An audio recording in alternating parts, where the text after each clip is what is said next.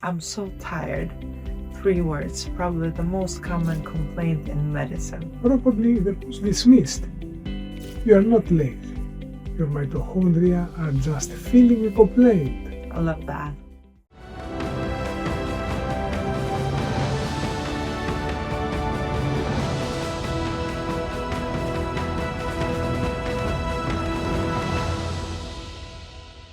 I'm so tired. 3 words, probably the most common complaint in medicine. Probably the most dismissed. You are not lazy. Your mitochondria are just feeling a complaint. I love that. Today, we're going to decode fatigue, not with value advice like sleep more or reduce stress, but with actual science. Actual test you can ask for and an actual plan. Because being tired all the time is not normal, it's a signal. Let's find out what your body is trying to tell you. Welcome back to GNL, Real Life No Gloves. I'm Dr. Joggers. Usually I spend my days fixing broken bones, but today we're talking about something that breaks people's lives in much quieter way. And I'm Lena, someone who has definitely said I'm tired so many times, it's basically becoming my personality. Basically, it's a universal language. How are you? Tired? What's new? Still tired. What to do? What do you want for dinner? To sleep. Yes, but don't forget, Lena, fatigue is incredibly common, and estimates vary a lot depending on how you define it. In large reviews, general fatigue is around 20% in adults, and chronic fatigue is around 10%, with higher rates in some jobs, like mine, and high-stress groups. Yet when you go to the doctor, they say I'm tired all the time. You often get nothing explained. Yes, but it's usually, try to sleep more, reduce your stress. It's always the same answer. Exactly, and you leave feeling like you wasted everybody's time, including your own, and you're still tired. We all have been through that at some point. Yes, but today we will try to change it. We will cover the real medical causes of fatigue, the things that actually show up on blood tests, the lifestyle factors that drain your energy without you realizing it, and a practical weekly reset plan. And a quick disclaimer, we're educating and not diagnosing. This does replace seeing your own doctor, but it will help you know what to ask and for what to look out if you feel tired all the time. Think that we make the translation between the medical jargon and actual human understanding. All right, let's decode this tiredness, George. First thing first, is there any difference between being tired and having fatigue? Of course it is. And it's important. I think tiredness is the normal feeling you get after exertion, a long day, a poor night's sleep, and usually it goes away with rest. Fatigue is different. It's a persistent sense of physical tiredness and lack of energy, distinct from sadness or weakness. And it's the key. It doesn't go away with sleep. That's the red flag, isn't it? When you sleep 8 hours and wake up feeling like you haven't slept all night. What do you say? Exactly, and that's when something deeper is going on. Normal tiredness responds to rest.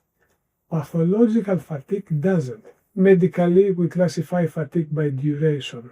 You have acute fatigue less than 1 month, prolonged fatigue 1 to 6 months, chronic fatigue more than 6 months. Usually, this requires a thorough workup. So if someone has been tired for months, that's not just life, that's medical. Correct. And here where people go wrong. They normalize it. They say, okay, I'm just busy, or everybody is tired, it's just my age. But persistent fatigue has causes, and many of those causes are treatable. Tell me about those causes. Okay, first we have to break them down in 3 categories. If you remember from the previous podcast, we have the medical cause, lifestyle causes, and psychological causes. Again, all three matters, and they often overlap. When a patient comes to me with persistent fatigue, I have their top 5 medical conditions I think about. I call them, my big 5, because they're very common, they are treatable, and they are often missed. Explain. Okay, think the number 1 cause, it's iron deficiency. It's the most common nutritional deficiency in the world, affecting approximately 1 billion people globally. 1 billion. Oh my God, that's insane. Yes. A lot. Yes, and here what most people don't know. You can have significant iron deficiency before you become anemic. It's called non-anemic iron deficiency, and it causes fatigue, difficult concentrating, and poor exercise tolerance even when your hemoglobin looks normal. So you're saying you could have a normal blood count but still be iron deficient? Exactly. That's why ferritin is the iron storage marker, matters so much. In high-income countries, about 38% of non-pregnant women of reproductive age have iron deficiency without anemia. Basically, that's huge. And if you see the symptoms of iron deficiency include typical fatigue that doesn't improve with sleep, shortness of breath on exertion, difficult concentrating like the brain fog, a restless leg syndrome, or some people can give hair loss, pale skin and brittle nails, and we have one disorder that's called pica eating. This is a disorder when a person compulsively craves and consumes non-food items that have no nutritional value, like craving of ice or dirt. Yeah, the ice craving thing. I've had patients mention that, and they had no idea it was a symptoms. Basically, it's a sign. And, here's a shocking statistic. A recent study found that 58% of patients with iron deficiency in a large health system were still iron deficiency 3 years after diagnosis. It's like 3 years. Wow. So people are diagnosed but not properly treated. Yes, and it's under-recognized and under-treated condition. The median time to resolution, this was like around 2 years, 1.9 years basically. That's way long, too long for something that it's treatable. And who is at risk? Women with heavy periods, vegetarians, vegans, endurance athletes, people with gut issues like celiac or IBD, anyone who had bariatric surgery, and frequently blood donor. What about the second cause? The second cause, it's your thyroid. Thyroid is a small butterfly-shaped gland in your neck that controls your entire metabolic rate. When it's underactive, it's called hypothyroidism. Everything slows down. How common is thyroid disease? Think that when we speak about the United States, like it's around 5 out of 100 Americans have hypothyroidism. That's Yes, but more of them with mild or subclinical forms. Okay, it's far more common in women and increases with age. And usually you have like the typical symptoms will be profound fatigue, okay, like bone deep tiredness, unexplained weight loss, cold intolerance, like always freezing, brain fog and difficult concentrating, constipation. You can have like dry skin and hair loss, depression sometimes, and in some women you can have heavy or irregular period. That's basically a checklist you're describing. I thought I was getting old. Exactly, and that's the problem. These symptoms develop slowly over months or years. So usually people adapt. They think, okay, it's aging or stress or my life, but a simple blood test can catch it. And here it's something important, like you have the subclinical hypothyroidism. where the TSH, it's mildly elevated, but the T4 is normal. It's very common and affects around 15% of older women and around 10% of older men. Many have subtle fatigue, but are told their thyroid is fine. So no normal range doesn't always mean optimal. Correct. Where you fall in the normal range matters. TSA reference ranges vary and symptoms are non-specific. So the decision to treat depends on the TSH level. Antibodies, like age, pregnancy plans, and symptoms, of course. In many guideline routines, treatment isn't recommended when TSH is mildly elevated, with normal free T4, unless there are some specific reasons. What about number 3? It's vitamin D. And again, I think like about 1 billion people worldwide have vitamin D deficiency, and 50% have insufficiency. Like, we're talking again about the States, because many athletes are coming also from there. Around 35% of adults have deficiency. Indoors all day. Yes. And we are supposed to get this from the sun, right? Which is hard the way we work today. Most of us are inside. Exactly.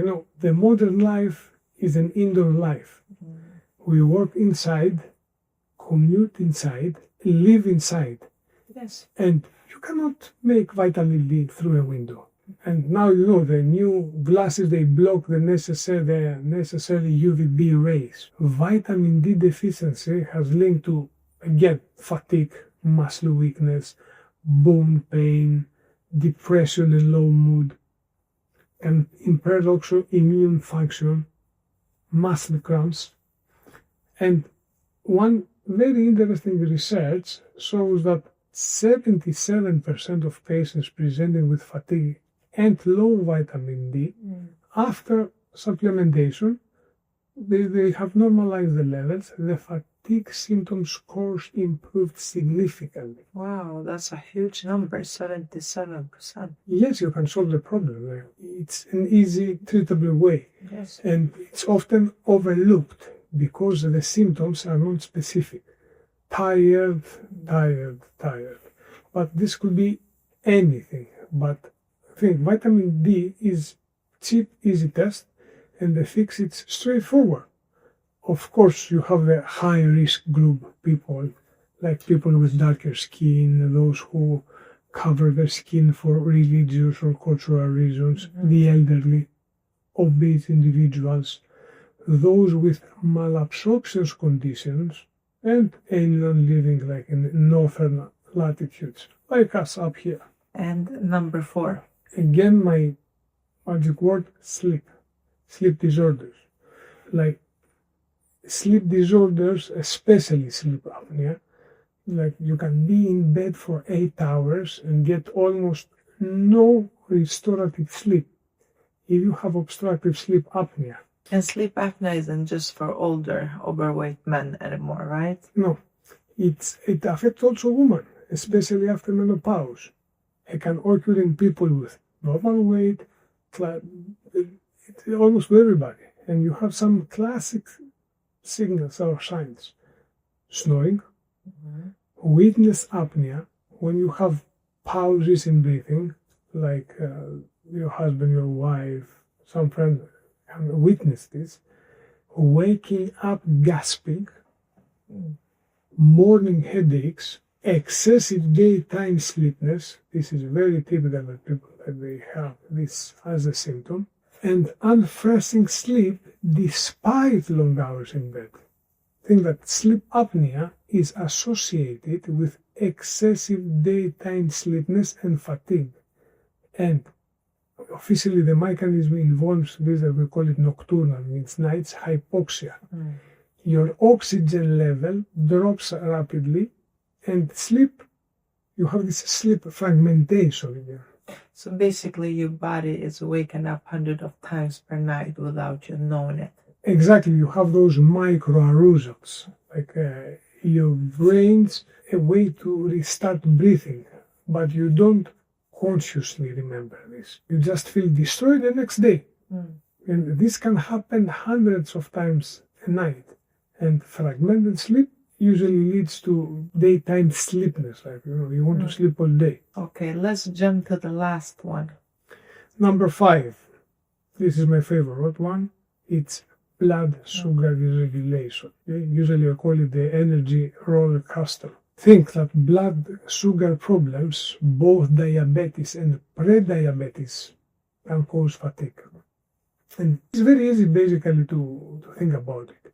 Think that when your cells cannot use glucose properly, you are running on empty even if there is full in your tongue. So you have the gas but you cannot use it. And the reactive hypoglycemia, the blood sugar that crash after eating, that's real, right? Yes, very real and many people have it. Yes, think like when you eat a high carb meal, your blood sugar spikes. Okay, insulin spikes also. And your body releases, when you eat the sugars, the insulin, you have again the insulin spike, and after 2 hours later, basically, you crash. You feel tired, irritable, brain fogged, craving more sugar. And usually this is the warning signs. Like think post-meal fatigue. Okay, you have this that they call the food coma. Yes. Energy crashes mid-afternoon. Constant hunger despite eating. Brain fog that clears after eating. And, of course, this is the diabetic sign, like increase thirst and urination. But this is a classic diabetic sign. So the 3 p.m. slump isn't just about need more coffee. Often it's about what you ate at lunch. Like think a sandwich on white bread with a soda will spike and crush you. A meal with protein, fibers, and healthy fats gives steady energy. So if someone's been tired for more than a few weeks, what tests should you ask for when you go to the doctors? Okay, of course, everybody has a doctor and the doctor knows. Okay, we will talk about the fatigue panel that I usually ask my patients or the people that I treat. You think the complete blood count, okay? Is usually you can check for anemia or infection markers. Ferritin, that is your iron storage. Of course, thyroid function, TSH and free T4. Vitamin D, vitamin B12, fasting glucose and HbA1c. Usually we ask for the basic metabolic panel like kidneys and electrolyte functions, of course.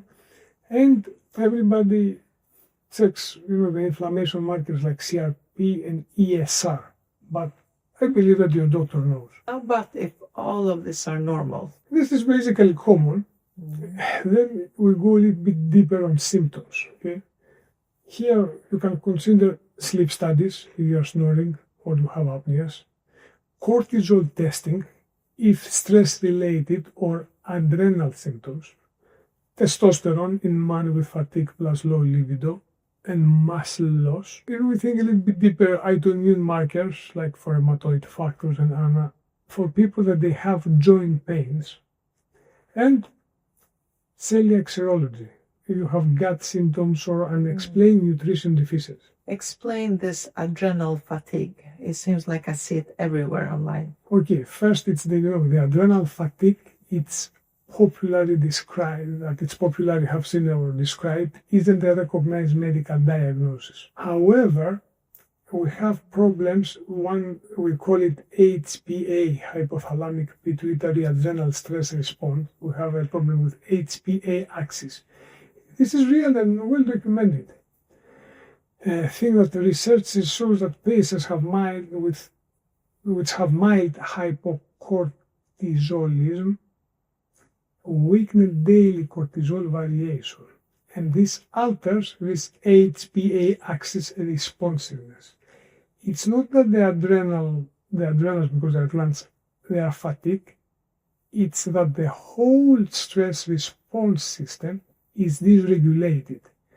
Through adrenal insufficiency, it's a different diagnosis, and of course it needs proper medical testing.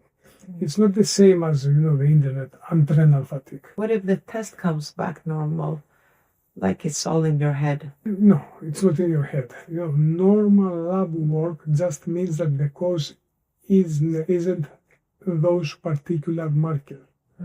Often chronic fatigue comes from lifestyle factors that they don't show up in the blood test. Okay, and again, you can get a sleep problem. So if we start with the sleep, for me it's one of the most important reasons that people have fatigue, or many problems, as we have discussed in the previous episodes. They are correlated with sleep. Think, like the new research now, they show that the sleep deprivation potentiates this HPA axis stress reactivity. What that means? Poor sleep makes your stress response more exaggerated the next day. So basically, sleep loss is associated with elevated baseline cortisol, this stress hormone, and amplified cortisol response to stressor. So it creates a vicious cycle, like stress disrupts sleep, poor sleep amplifies stress. And this is a key problem that can cause fatigue. Typical, it's inconsistent sleep schedule. We spoke before for this. Different sleep-wake times. This confuse your circadian rhythms. It's your inner, your inner watch. Blue light exposure at night. Typical phones, tablets, screens. They suppress melatonin. Sleeping in a warm room. Your body usually needs to cool down for a deep sleep. And typical for many people, late night eating or alcohol. This disrupts the sleep architecture. And as we discussed before, anxiety before bed. Racing thoughts activate the stress response. And, many people, they use their phone and they get all of them. The phone thing is huge. I can mention, everyone knows they shouldn't scroll in bed, but everyone yet still does. Again, things like the typical triple hit.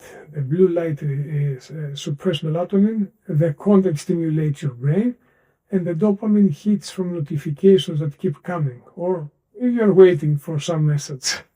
So your phone is basically designed to be the worst sleep partner ever. My phone is that toxic relationship again. Keeps me up at night, makes me anxious, but I still wish for it the first thing in the morning. Yes, this metaphor continues to work disturbingly well. How about my favorite drink? Coffee. Okay, coffee, it's also my favorite. We drink a lot of coffee here. A lot. I think that coffee is the most widely used psychoactive substance on the planet. And it's always coming with a trap. If you are tired, so you drink coffee. The coffee blocks adenosine, the sleepiness signal. You feel alert, but the adenosine is still building up. So when the coffee wears off, you crash even harder. And you drink more coffee. Exactly. And the afternoon coffee disrupts your sleep that night. So you wake up tired, so you need more coffee. It's a vicious cycle. Think something important. Caffeine has a half-life in about 5-6 hours. That's crazy. And it varies a lot. For some people, it's closer to 1.5 hours. I believe in me. I don't feel it anymore. But for others, are near to 9+ hours. It's a lot. Yeah, but that means if you drink a cup of coffee around 3 p.m., half of it's still in your system at 9 p.m. So some people which metabolize it slower, for them, the afternoon coffee is essentially a sleep disruptor. But I still believe mothers, they can drink 12 at night and still sleep. After 15 minutes, for me, it does not work. If you have small children, yes, sir. I agree, but again, a pre-workout, maybe, yes. Then I will be up a few hours, but the coffee, it's the end. So the rule is? The typical rule, no caffeine afternoon.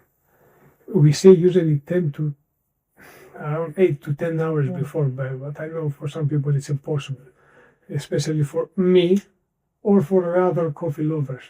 But your sleep basically will transform. How about the stress factor? Chronic stress is, think it like an energy vampire.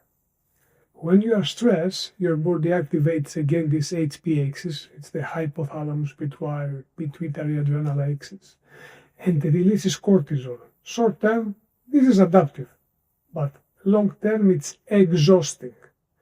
Research shows that chronic stress leads to HPA axis hyperactivity, which is associated with fatigue, cognitive dysfunctions basically, and sleep disturbance. And yes, increased risk of metabolic and psychiatric disorders. So being stressed literally makes you tired. It's not just in your head. No. Don't forget that. No. Chronic stress can cause real psychological changes. It affects your metabolism, your immune function, your sleep, the oil in your head. It's medically inaccurate, and frankly harmful. And signs that you're running on stress hormones is when you're wired but tired, like you are exhausted but you can't relax. Waking up at 3 a.m. with racing thoughts, okay? It's not that you're active, it's usually your cortisol. Craving sugar and salt. Of course, weight gain around the middle, again it's cortisol. Getting sick more often when your immune system crashes. Brain fog and difficulty concentrating. And my favorite subject, nutrition and hydration, because I believe it's very important. Of course, we say you cannot forget the basics. Okay, mild dehydration, we're talking about 1-2%, can cause fatigue and headaches and difficulty concentrating. Most people are mildly dehydrated without knowing. Signs that you need more water, of course, it's the dark yellow urine, because it should be pale. Afternoon headaches, when you have the dry lips and mouth. And think that if you try to drink more water and you have fatigue and improves after drinking water, that means that you are mildly dehydrated. Sometimes the simplest fix is the most overlooked. Exactly. Because of us, for example, we use our big bottles with 1.2 liters. So we know if we drink 2-3, we'll have 2.5 liters of water at least daily. And I think the most easy thing, before reaching your coffee, when you are tired, try a large glass of water. Usually you will be surprised how often that it's all that you need. Okay, George, give us the plan. What should someone do this week to start feeling better? Okay, and a very easy 7 days protocol. It's not complicated, it's not expensive, but it requires commitment. This change targets the most common energy drains. Okay, let's go. Okay, number 1, my favorite, lock your wake up time. Okay, like sleep, for me it's the most important. So set on wake up time and stick on it every single day, including weekends. The same is which time you have to go to bed. And this is not negotiable for circadian rhythms health, okay? Think that your body has a master clock. When you make or you wake a different time, you are constantly jet lagging yourself. So consistent wake time is more important than consistent bedtime, but try to do both. And now people are gonna say, even on weekends. Yes. It's gonna hurt some people. Even because on weekends. People love to stay up, party, be up late. Yes, the social jet lag. And the difference between the weekday and weekend sleep schedule is linked to fatigue, worse mood, and metabolic problem. Think, sleeping in on Sunday morning makes Mondays harder. Oh, of course. And what's the next step? Okay, the next step that is very important and many new studies show it is light exposure. So get bright light exposure at least 30 minutes daily. Go outside, even on a cloudy day. Outdoor light is 10 times brighter than indoor. Even if you have, like 20 minutes pause between something, go out, try. We say at least 30, but for many people that they work inside, it's difficult. But try, go out. And in the evening, dim the lights. At least, 1-2 hours before bed. I will tell the same again, but I know that it's almost impossible. Put your phone on night mode. Or better, in another room. But I don't believe that many people will do this. Darkness signals melatonin production and helps you to sleep better. What about number 3? Something which it's not my favorite, but I try very hard to do it. No caffeine afternoon. Like if you, like me, currently drink coffee all day, this will be very hard to do it, and usually takes at least 3 to 5 days to get easier. But try to stick with it. I try not to drink coffee after 4 or 5 o'clock, but I know it's difficult. What if I need the afternoon pick me up? Yes, the most easy thing. Try 10 minutes walk outside. Usually we say, okay, put cold water in your face, take a protein-rich snack, and that's it. Go out, walk 10 minutes. And number 4? Number 4 is, for me, about the food, eat protein with every meal. Okay? Things like avoid sugar breakfast and proceed carbs. Here is the food is also very important, but the goal is to have stable blood sugar, not spikes and crashes. Like instead of cereals, eggs with vegetables. If you want a sandwich on white bread, take a salad with protein. No soda or no Coca-Cola, try water or tea, if it's for some people that they like it. And try to avoid as much as you can, like the sugar in general. Let's jump to my favorite one. Okay, last one. Typical daily movement. Even just walking improves energy. Okay? If you are already exhausted, intense exercise can make things worse. So, the sweet spot usually it's 20 to 30 minutes of moderate movement per day. Okay? Of course, depends on the age and the level, but even walking is perfect. Save intense workouts until your baseline energy improves. But do it. Start doing exercise, movement. Exactly. And if you are exhausted, don't start with a CrossFit. Just have a walk. No, exactly. Walk before you run, literally. How about the stress, George? The stress, there are different, practices to reduce the stress. Okay. Of course, like I make short meditation. For me, try to add one daily stress reduction practice, even 5-10 minutes. You can have deep breathing. Okay, typically it's 4 counts in and 7 holds and 8 out, like short meditation. Exist apps and many things. For some people that they are more easy to be in the nature, spend a walk outside in the nature. For people that they have a problem to relax, a hot bath or shower before bed. Okay? People that they have a lot of thoughts, journaling. Get your thoughts out of your head. The goal is not to eliminate stress. It's to activate the parasympathetic nervous system at least once per day. So this gives your body a signal that it's safe to rest, because this is what this parasympathetic is doing. How do we track all this? It's an important question. Okay, you can rate your energy from 1 to 10 each day. Mm-hmm. But very important, note what you ate, how you slept, what stressed you. After a week, you have your data. This data is gold for your doctor if you need further investigation. So basically, we become scientists of our own bodies. Exactly, and that's the point. Don't forget, you live in that body 24/7. No doctor sees no doctor sees what you see. Your observation matters. Of course. Okay, we came to the quick question, fast answers. Are you ready? Yes, go. Do energy drink actually work? Of course they work, but short term. They are mostly caffeine and sugar, That means that long term, they make the fatigue worse.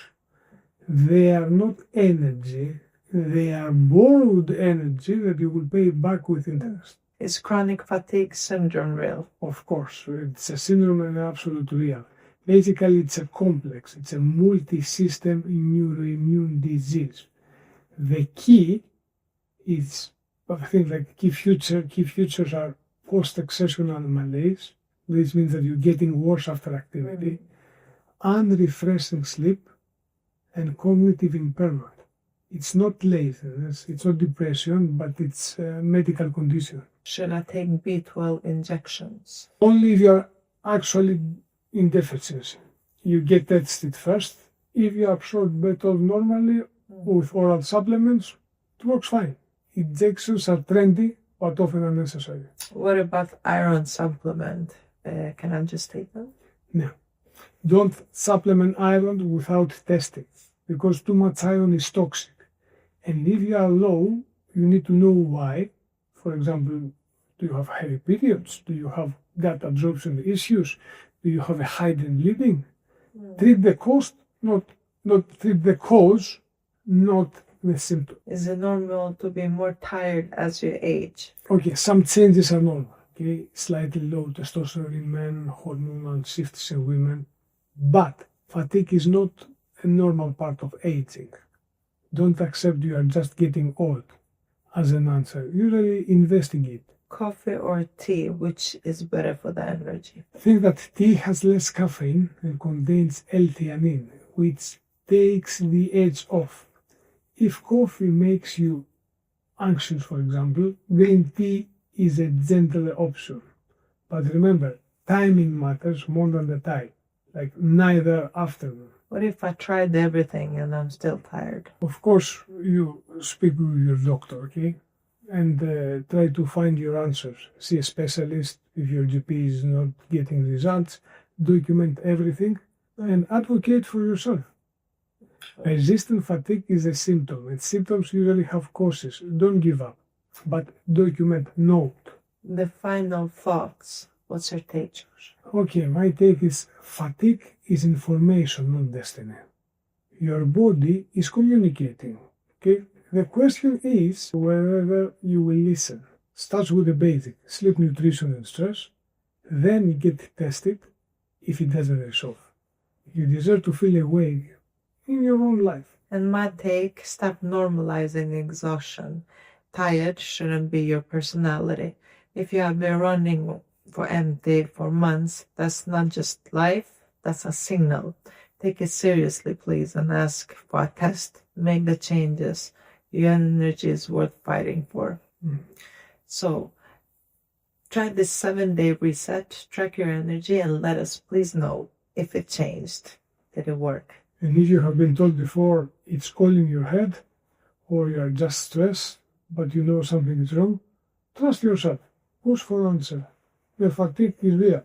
And we are GNL, real life, no glove. Tonight, set your alarm for the same time as tomorrow. Put your phone in another room. Put your phone in another room. And remember, you are not lazy. Your mitochondria are just feeling a complaint. See you next week.